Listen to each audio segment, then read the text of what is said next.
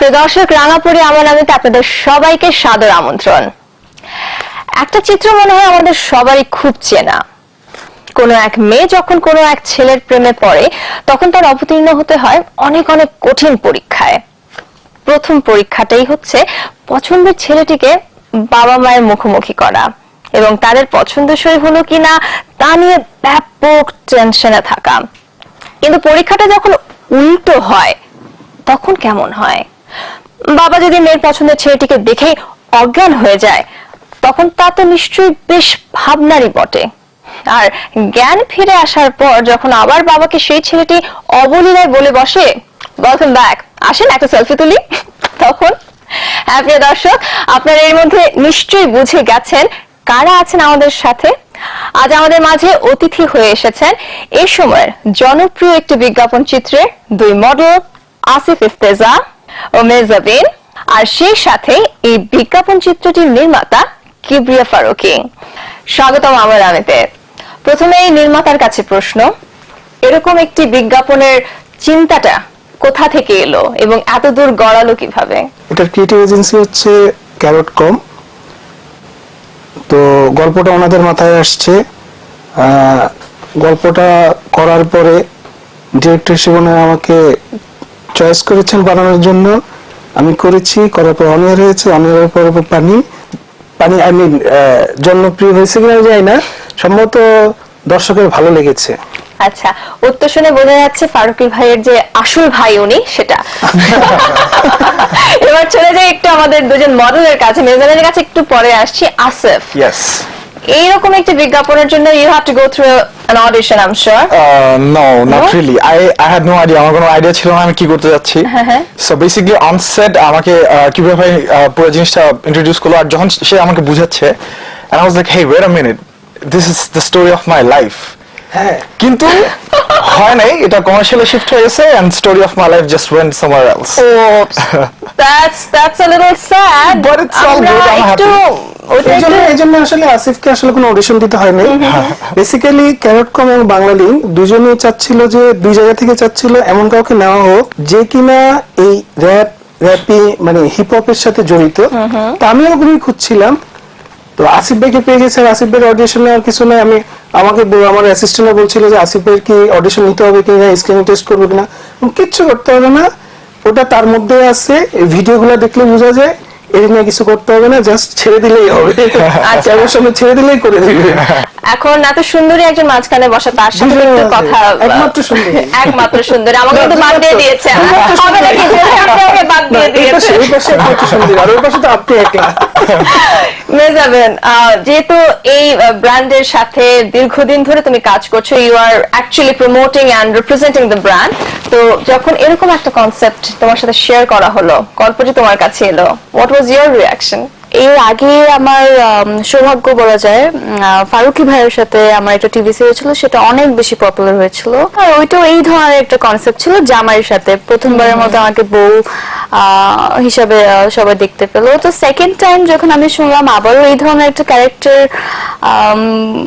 আমার জন্য তারা ভেবে রেখেছে, তো I was like okay, it should be fun. And পরে যখন আমি জানতে পারলাম কিবরিয়া ভাইয়া করছে, so I was more relaxed যে হ্যাঁ, this is going to be something. Kibria ভাইকে আগে থেকেই চেনা ছিল? পরিচয় অনেক আগে থেকেই, কিন্তু উনি যে ভালো কাজ করেন তার প্রমাণ পাওনি? না না না, অফকোর্স আমি ওনার অনেক কাজ দেখেছি। এন্ড ফারুকী ভাইয়ের ভাই মানে দি ট্যালেন্ট, কিন্তু ভাইয়ের সাথে আসলে আমার আমি তো সবাইকে অ্যাসিস্ট করি, এখনো করি। তো ওই সূত্রে ওর সাথে আগে থেকে পরিচয়। তাছাড়া আমরা একটা ভাই ব্রাদার গ্রুপ আছি, আদনান আছে, রনি আছে, তো আমাদের সবার সাথে ভালো সম্পর্ক, সবার সাথেই কাজ করেছে। আমি একটু দুই ভাইয়ের মধ্যে ঝগড়া লাগাই। আপনার কি কখনো এরকম মনে হয় যে ফারুকী নামটা নামের সাথে থাকার কারণে প্রতি মুহূর্তে নিজের নামটা কোথাও না কোথাও হারিয়ে যায়? ফারুকী ভাইয়ের ভাই এরকম হয়ে যাচ্ছে বিষয়টা। ফারুকী ভাইয়ের ভাই, এটা শুধু মিডিয়া রিলেটেড যারা তারা জানবে, যারা আমাকে চিনে। দর্শকের কাছে কিন্তু আমাকে দর্শক কিন্তু আমি ফারুকীর ভাই কিনা এটা কিন্তু জানে না, ম্যাক্সিমাম দর্শকই জানে, যে কজন আমাকে চিনে। আমি একটু তাহলে দর্শককে একটু ক্লিয়ার করে বলি, আমাদের প্রিয় একজন নির্মাতা মুস্তাফা সরওয়ার ফারুকী, তারই আমি বলবো একদম তিনি তার যোগ্যতা তো প্রমাণ করেছেনই তার কাজের মধ্য দিয়ে। আমাদের কিবরিয়া ফারুকী ভাই এই মুহূর্তে আমাদের সাথে উপস্থিত হয়েছেন।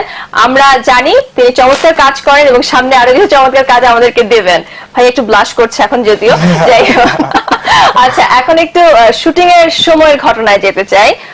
অনেক সময় এরকম হয় যে একটা প্ল্যান নিয়ে যাওয়া হয় শুটিং স্পটে, তাৎক্ষণিক মাথায় হলো আচ্ছা এটা এরকম করে দেখি। তো এরকম কোনো ঘটনা ঘটেছে কিনা, বা প্রি প্ল্যান যা যা হয়েছে একটু আমি জানতে চাই গল্প। আমার কোনো প্রি প্ল্যান ছিল না, আমাকে যে টাইম বলছে তার চেয়ে মেবি 1 ঘন্টা দেরি করছি, বাট 1 ঘন্টা দেরি মানে পৌঁছাতে দেরি হয়েছে? হ্যাঁ, পৌঁছাতে দেরি হয়েছে, এটা জ্যামের কারণে। বাট কেন দেরি হয়েছে একটু আমরা শুনি। জ্যামের কারণে অ্যাজ ইউজুয়াল বাংলাদেশে বকা দেয় না কেউ? ওদিন দেরি হয়েছে, আজকে পোষায় দিচ্ছে, আজকে সবাই আগে আসছে। কিন্তু আমি সেটা গিয়ে দেখলাম যে অ্যাকচুয়ালি আমি অনেক আগে এসে পড়েছি, কারণ কল টাইমটা সবসময় একটু আর্লি থাকে, সো ওয়াজ নো প্রবলেম। আগে থাকে না, আমি আমার সেট যেখানে ছিল ওখান থেকে বাসাটা আমার কাছে নাখালপাড়া, তো আমি খবর নিচ্ছিলাম যে কে কে আসছে, অমুক আসছে, আচ্ছা তোমাকে আসছে, লাইটের কি অবস্থা, লাইট রেডি আছে না, একটু সময় লাগবে। আমাদের সেটে যেটা হয় বাংলাদেশে, আমি আমার আগের দিন রাতে যে একটু কারেকশন দিছিলাম যে সেটটা আসে লাইটটা এইভাবে করতে হবে, লাইট হইতে একটু দেরি হচ্ছিল, এই জন্য আমি দেরি করছি আর কিছু। আচ্ছা, আর মেজাবিনের এক্সপেরিয়েন্সটা কেমন হয়েছে এই শুটিং এ? আসলে স্টোরিটা তো বেশি ফানি ছিল। রানা ভাইয়া ছিলেন, রানা আঙ্কেল বলা হ্যাঁ, যায় আসলে। আমরা আসলে সবাই মিলে রাধাকে কেন স্মরণ করছি না, যিনি মরে গেছিল। তো নাকি ও শেষে অজ্ঞান হয়ে গেছে থেকে আমরা তার খবর নিচ্ছি না, বুঝছো? তো রানা ভাই, আপনার জন্য আমাদের একটা সংবাদ, আমরা আপনাকে খুব মিস করছি এই মুহূর্তে। সে খুব ফ্রেন্ডলি, বয়স অনেক। হ্যাঁ, আর মজার ব্যাপার হচ্ছে উনি কিন্তু আমাকে আপনি আপনি করে আমাদের মধ্যে আসলে ব্যাপারটা ছিল। ওনাকে আমি গল্পটা গিয়ে যে জানাবে আসেন, নিজের সাথে বসাইছো না, বসে গল্পটা বুঝাই দিলাম, বুঝাই দিয়ে আসেন রিহার্সাল করি। রিহার্সাল করলে সব ঠিক আছে, তো আমি রিহার্সাল করে সেটে চলে আসছি। তো কিছুক্ষণ পরে যায় দেখি কি ওনারা গল্প করছেন, রানা বাবা বলছে মেজাবিন আপনাকে আসলে এটা এইভাবে আসলে এইভাবে করবেন, ওভাবে করবেন। গিয়ে না একটু পিছিয়ে গেলাম, গিয়ে রানা কি বললে আপনি করে বলতেছেন, আপনি করে বলেন একটু করে শুটিং। আচ্ছা, আর আসিফ একটু আগে আমাদের কথার মধ্যে বলেছিলেন যে আপনার বাস্তবের জীবনের সাথে একটু মিলে যাচ্ছিল, পুরোপুরি মিলে গেছে। তো সেটা কি ছিল একটু জানতে খুব ইচ্ছে হচ্ছে। উত্তর নিচ্ছি ছোট একটা বিরতির পর। প্রিয় দর্শক, বিরতি নেওয়ার সময় হয়ে গেছে, ফিরছি কিছুক্ষণের মধ্যে, আমাদের সাথেই থাকুন। But whatever it is, I'm really happy যে girlfriend চলে গেছে, গিয়েছে মেজাবিনের সাথে। আপনারা দেখছেন সেলিব্রিটি টক শো। বিরতির পর আরো একবার সাদর আমন্ত্রণ রাঙাপুরি আমার আমিতে। আমাদের সাথে আজকে উপস্থিত হয়েছেন এই সময় জনপ্রিয় একটি বিজ্ঞাপন চিত্রের 2 মডেল মেজাবিন এবং আসিফ, সেই সাথে বিজ্ঞাপন চিত্রের নির্মাতা কিবরিয়া ফারুকী। তো বিজ্ঞাপনের কথা আমরা বলছিলাম বিরতিতে যাওয়ার আগে, এখন একটু বাস্তব জীবনের কথায় যেতে চাচ্ছিলাম। আসিফের বাস্তব জীবনের সাথে বিজ্ঞাপনের গল্প কিভাবে মিললো? ওয়েল, অ্যাকচুয়ালি বাস্তব জীবনে এটা হওয়ার কথা ছিল, বাট স্যাডলি সামটাইমস কিছু কিছু জিনিস ওই যেভাবে আমরা প্ল্যান করি ওইভাবে ওয়ার্কআউট করে না, কিন্তু যেটা বদলে ওয়ার্কআউট করলো ওইটা একটু বেশি ওয়ার্কআউট করে ফেলছে। সো বেসিক্যালি আমি দেখলাম কি এটাকে আসিফ বলতে চাই ও এভাবে যাইতে চাই, কোথাও গিয়েছিল কিন্তু না যাওয়ার প্ল্যানিং ছিল। রানা ভাই ছিল না তো অজ্ঞান হয়নি। সো একদিক দিয়ে যদি একটা জিনিস না হয়, আরেক দিক দিয়ে মানে একটা কথা না, whatever happens for good, so ওইটাই হয়েছে। আরেকটু ন্যারো ডাউন করছি, আচ্ছা। গার্লফ্রেন্ড যিনি ছিলেন তিনি কি এখন কি তিনি তার সাথে সম্পর্ক নেই? ওয়েল, আমার লাইফে একটা রিলেশনশিপ ছিল, ইট ওয়াজ আ ভেরি লং রিলেশনশিপ। কয় বছরের জন্য? We started dating from class 6 Wow. till the last year of university. It was a 9 years long relationship. বাবা, এখন নাই। Sadly no. তাহলে Because, যে ফেসবুকে যে ছবি দেখি এগুলো না না, আমার ফ্রেন্ডস সবাই। ও আচ্ছা, এই সুযোগে সবাইকে ফ্রেন্ডস বানিয়ে ফেলছি। প্লিজ, কেন না?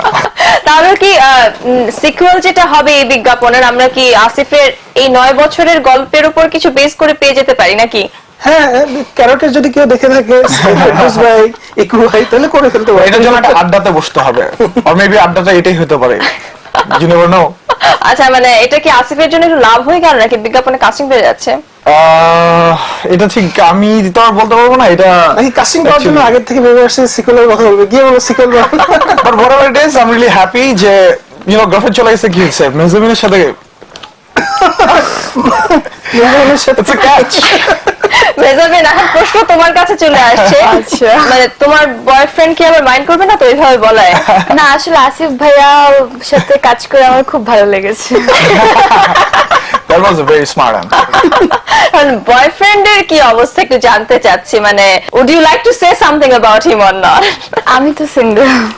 তাহলে একটা কাজ করি, আমাদের দর্শকদের জন্য আমি একটু পথটা মসৃণ করে দেই। তুমি কেমন লাইফ পার্টনার খুঁজছো, বা ফার্স্টে বয়ফ্রেন্ডই বলি, তারপরে না সেকেন্ড স্টেপে যাবে। তুমি কেমন বয়ফ্রেন্ড খুঁজছো?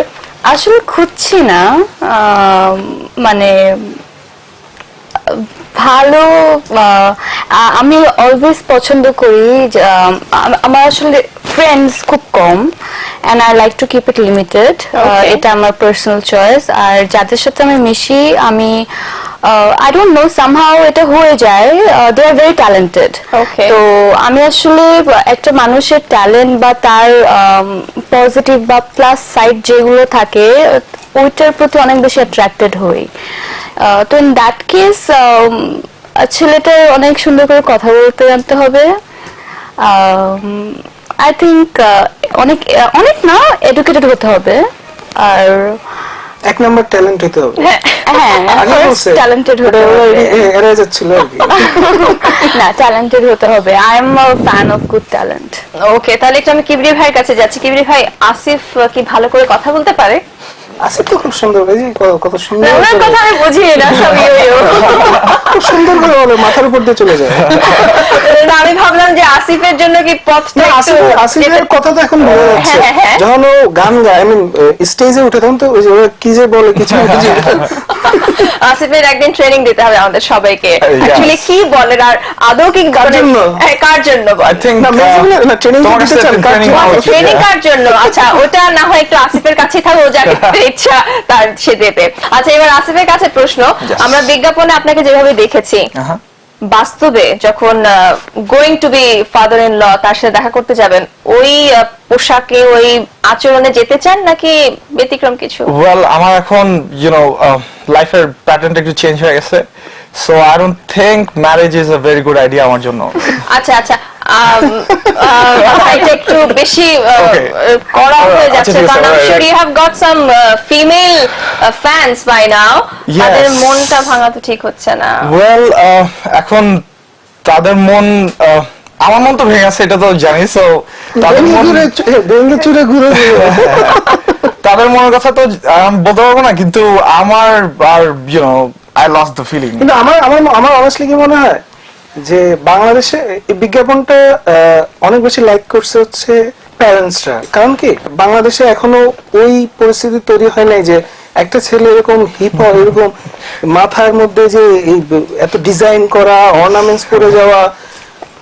আমি আমার পার্সোনাল লাইফে একটা অভিজ্ঞতা তো বলতে পারি, আই হোপ আমার বউ মাইন্ড করবে না, ও জানে সবকিছু। তো আমার আগে লাস্ট গার্লফ্রেন্ডের কথা বলতে পারি। এর আগে তোর বাবার ওদের বাসা যাওয়ার কথা ছিল, আমার যাওয়ার আগে থেকে, যখন আমি এই আউটিং এ যেতাম, তো এসে আমি এই পরি, এটা কি বলে, হেডফোন পরি হাতে, হ্যাঁ, হ্যাঁ। তারপর টি শার্ট উল্টা করে পরি, পোলো টি শার্ট। তো আমার শাশুড়ি বলতো যে এই পোলো টি শার্ট কিন্তু উল্টা পরে যাওয়া যাবে না, হেডফোন পরা যাবে না। কেন? হেডফোনের জায়গায় যদি আমি ব্রেসলেট পরতাম, কারণ তারপর এটা পরা যাবে না, এটা কেমন, আর টি শার্ট উল্টা পরবা কেন? টি শার্ট তোমার যেভাবে পরা উচিত সেভাবে পরে যাওয়া উচিত। আচ্ছা, তো ওইটাই নিতে পারে না, আর এত কারিগরি করা মাথা, এত অর্নামেন্টস পরা, এটাকে নিতে পারবে না, নিতে পারেও না। যেই কারণে এই বিজ্ঞাপনটা আরো বেশি মানুষ পছন্দ করছে আমার মনে হয়। ওকে, 3 মাস হয়েছে আপনি মাত্র বিবাহ করেছেন, করেছি। তো আপনারা কি এরকম কোনো পরীক্ষায় উত্তীর্ণ না, হয়েছে আমার কিনা? যতবার বলেছে তবে আমি শুনে আমার তো শরীরটা খারাপ, বা কটার সময় যেতে হবে? আগে হ্যাঁ যাবো, অসুবিধা নেই, পরের দিন। আর আমি সবসময় এমন সময় বেছে নিতাম যখন আমার কাজ পড়ে। আমি তো জানি কখন আমার কাজ থাকবে কালকে, আমার তো আজকে কাজ পড়ে গেছে, এডিটিং আছে, আমি যেতে পারবো না, আমার শরীর খারাপ, কোনোদিন যাইনি। কারণ ওটা আমার পক্ষে মানে ফেস করা সম্ভব ছিল না। আচ্ছা, তো আপনাকে প্রথম যেদিন আপনার শ্বশুর দেখেছেন তার রিয়াকশন কি ছিল? আমার শ্বশুর উত্তর আমাকে- নিচ্ছি ছোট্ট একটা বিরতির পর। প্রিয় দর্শক, আরো একটা বিরতি নেওয়ার সময় হয়ে গিয়েছে, ফিরবো কিছুক্ষণের মধ্যে, আমাদের সাথেই থাকুন। বেবি আমি তোমার নায়ক, তুমি নায়িকা, যেমনি ভালোবাসবো তোমায় আর কেউ বাসবে না, আর যত কাছে আসবে তেমনি আর কেউ আসবে না। আপনারা দেখছেন বিরতির পর আরো একবার সাদর আমন্ত্রণ রাঙাপুরি আমার আমিতে। আমাদের সাথে আজকে উপস্থিত রয়েছেন এই সময়ের জনপ্রিয় বিজ্ঞাপন চিত্রের দুই মডেল নেজাবেন এবং আসিফ, সেই সাথে নির্মাতা কিবরিয়া ফারুকী। তো বিরতিতে যাওয়ার আগে কিবরিয়া ভাইকে জিজ্ঞেস করছিলাম, আপনার শ্বশুরের সামনে যখন প্রথম গেলেন তার ফার্স্ট রিয়াকশন কি ছিল? ওনার সামনে আসলে আমার কখনো যেতে হয়নি, শুধু বিয়ের দিন যেদিন বিয়ে হয়েছে ওদিনে গেছি। ওদিনে কি প্রথম দেখেছেন আপনার? হ্যাঁ, মানে এর আগে দেখে না, কারণ এর আগে ওনার দেখার আমার কোনো আগ্রহ ছিল না, উনি আমাকে দেখতে চায় না, কারণ মিডিয়াতে কাজ করি। আচ্ছা, আমার সাথে তো বিয়ে উনি কখনোই রাজি ছিল না, তো বিভিন্ন যেটা হয় এরপর রাজি হয়েছেন, বিয়ের দিন আমাকে দেখেছেন।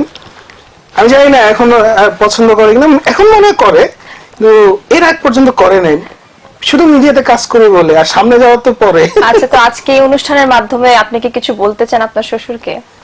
শ্বশুর আব্বা তো চমৎকার মানুষ। না, উনি এখন মনে লাইক করে, এখন লাইক করে। আচ্ছা, কোনো সিগন্যাল পেয়েছেন তার? হ্যাঁ, আমি যখন আমার শ্বশুর বাড়ি যাই, ওনার সাথে আমার আড্ডা হয়। তার সাথে যে আড্ডা হয় তার বিষয়গুলো কি হয়? না, বিষয়গুলো- এখন কি পোলো টি শার্ট উল্টো করে পড়তে হ্যাঁ, পারেন? আমি পারি, আমি আচ্ছা। সব করি, আচ্ছা, আমি আচ্ছা। যেভাবে যা আছে তাই। তাহলে অনেক ইমপ্রুভমেন্ট হয়েছে। তা তো কোনো অসুবিধা না। অবশ্যই। ও, এই শ্বশুর আব্বার সাথে তো আমার আগে দেখাই হয় না, সো আমি কি করি না উনি করি জানেন জানি না। না। আমি তো বিয়ে হয়ে গেছে, আমি যদি আমি টি শার্ট উল্টাও পরে যাবো, উনি তো নিষেধ করতে পারবে না, কারণ বিয়ে হয়ে গেছে। মানে ছেলেরা তারা এত লাইক কি বলে এত চালু, মানে আজ পর্যন্ত দেখা করবে না, পরে গিয়ে আসলে না, না, মুখটা দেখা তো দেখাবে, আমার তাও বিয়ের পর। না, দেখা আমার করতে হবে, মানে উনি তো আমার সাথে দেখা করতে চাননি, আমি মিডিয়ায় কাজ করি, আমি তো রেডি ছিলাম যে দেখা করবো, কারণ ওকে না, যদি আপনার আমি বিয়ে করবো- girlfriend না, মানে ভাবি তো অনেকবার ট্রাই করেছেন, তখন তো আপনার কাজ না না, এই ভাই এখন আমার বউ কখনো আমাকে প্রেশার দেয় না যে এগুলা করতে পারো, বউ কয়েকবার বলছে যে আচ্ছা এগুলা কি পরে যাওয়া উচিত হবে, আমি বলছি, হ্যাঁ, হবে না কেন, হবে না কেন, আমি যা তাই। একটু আমরা দর্শককে জানাতে চাই আপনি হেয়ার কাট মানে কোথায় করেন? ওকে, আমার বাসার ওইখানে একটা সেলুন আছে, it's a really good salon, scissors and razors. So ওইখানে আমার এক খুবই ট্যালেন্টেড একজন বারবার আছে। আচ্ছা। উনি ওনার নাম হচ্ছে ইমন ভাই। সে অনেক খুশি হবে আমি তার নাম বলছি, সে পুরো হিট হয়ে যাবে। আজকে অবশ্যই অনুষ্ঠান দেখতে বলবেন। Yes, definitely. সো উনি আমার বেসিক্যালি সব কাজ করে দেয়, আর আমি তাকে ডিরেকশন দিই যে ভাই আজকে এটা নাম নেই এবং অমনে না অমনে। সো উনিও কাজ যখন করে সে খুব মজা পায়, ইউজুয়ালি এই জিনিসগুলি করতে পারে না, আর হি ইজ আচ্ছা। Really artistic. আমি হ্যাঁ সেটা একটু দর্শককে দেখাতে যাচ্ছি, আপনি কি একটু আমার ডান প্রোফাইল বাম প্রোফাইল একটু দেখাবেন? Well, I have this, I have this, I have this, আর পিছনে এক্স আছে, অনেক কিছু আছে। আচ্ছা, ওকে, আমরা পেছনটা